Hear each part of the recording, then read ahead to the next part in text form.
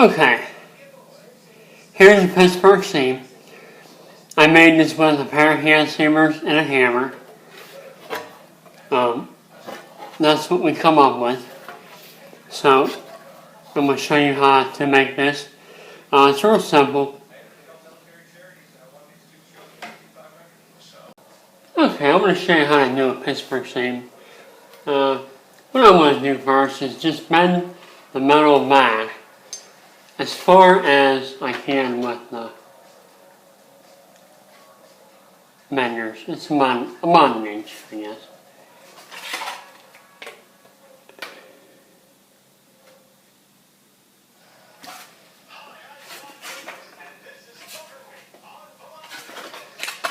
And I want to bend that all the way around. So we're going to pass the 90 degree.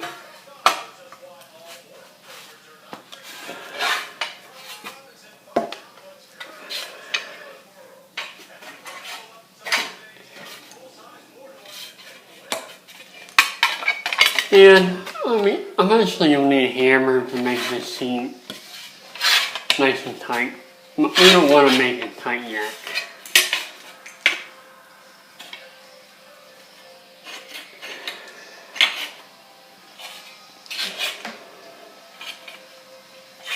Okay. We bent over our seam. Now we want to bend a good bit of it back over the other way. And we'll bend it to the third line on our benders. And we'll bend it back against it.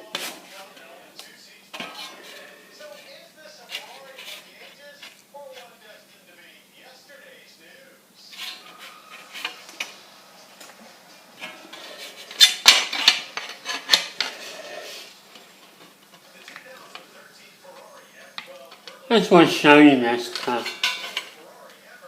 just going to show you not to be intimidated in my sheet metal work if you're a beginner. I'm just doing this in my dining room. So, alright, we have that started. So I'm going to tighten this bend up a little bit more. And hammering it would be the best thing to do, but I don't think my wife would appreciate that. So we're going to tighten this up. Now,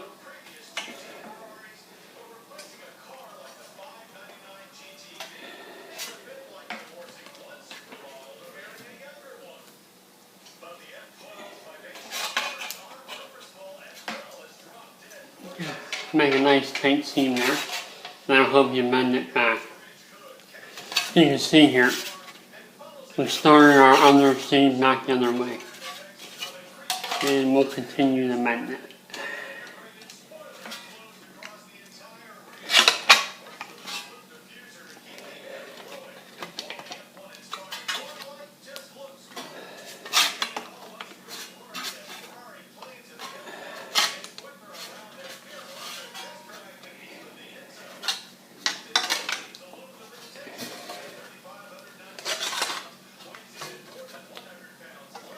Alright, eventually what we're going to do with our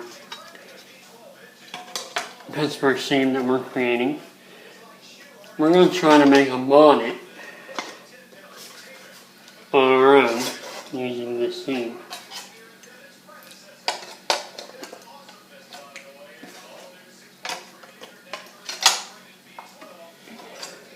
So we're doing pretty good here.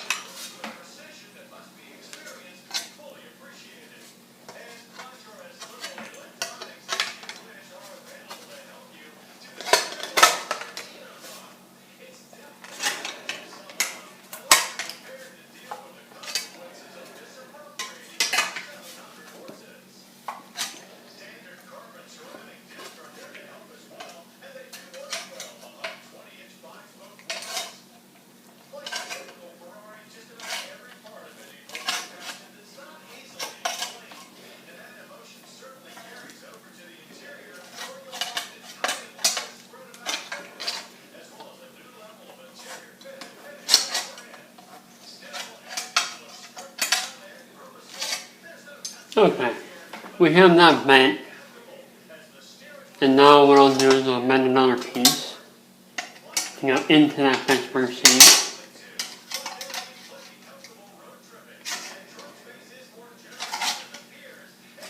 There you go. You can see where it's going to slide in. And this is just a little 3/8 bend.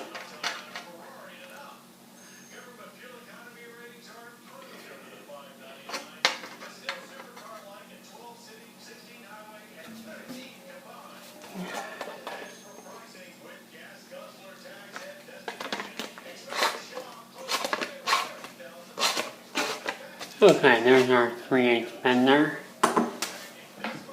Here we go. Now, there's your Pittsburgh seam. And this will go into that seam there. So you can see how that's going to fit together. Alright, take another look at that seam. Now keep in mind, I did that all with just a hand bender. So we're going to fit this piece into that seam. You see how that works?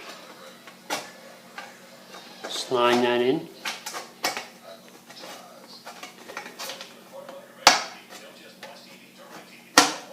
Okay, now you can see we have an edge sticking up. Alright, at this point we're going to need a hammer to bend that over.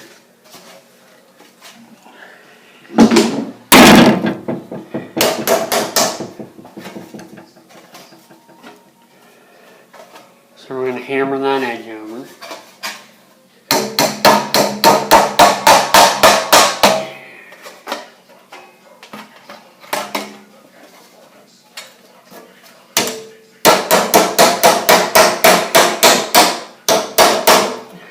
Okay, so you can see how I hammer it over. Keep in mind I'm doing this in my dining room, just to show you that you can do a Pittsburgh seam, and you don't need a Pittsburgh seaming equipment to do it. Okay, so let me hammer this.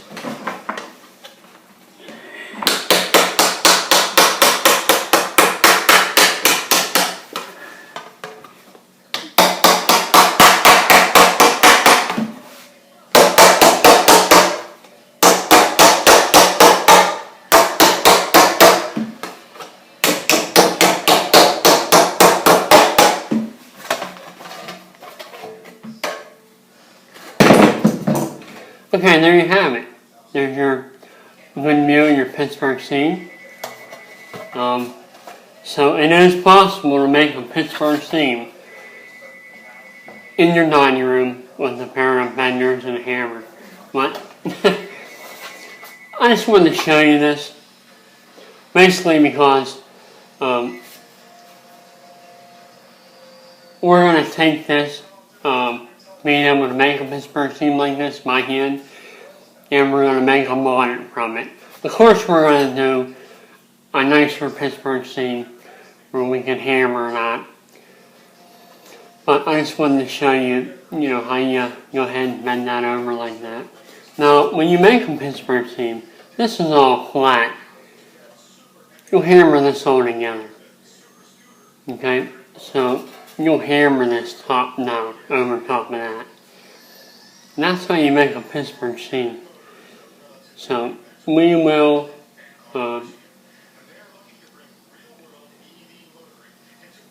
use this, and we're going to try and make it a bonnet on a scrap metal or pieces of metal you can buy from Home Depot. So we're going to try to make an inexpensive bonnet that you can make to fit on your furnace, and this is kind of like the basic seam that we're going to use to put it together.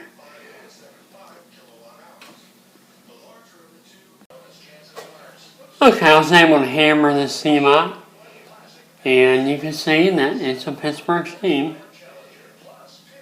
And we have our nail, our edge across here, and we're going to use this to make an actual bonnet. Of course, we're not going to be able to do this in my dining room, but I just want to show you how you can make a Pittsburgh seam without having a Pittsburgh seamer.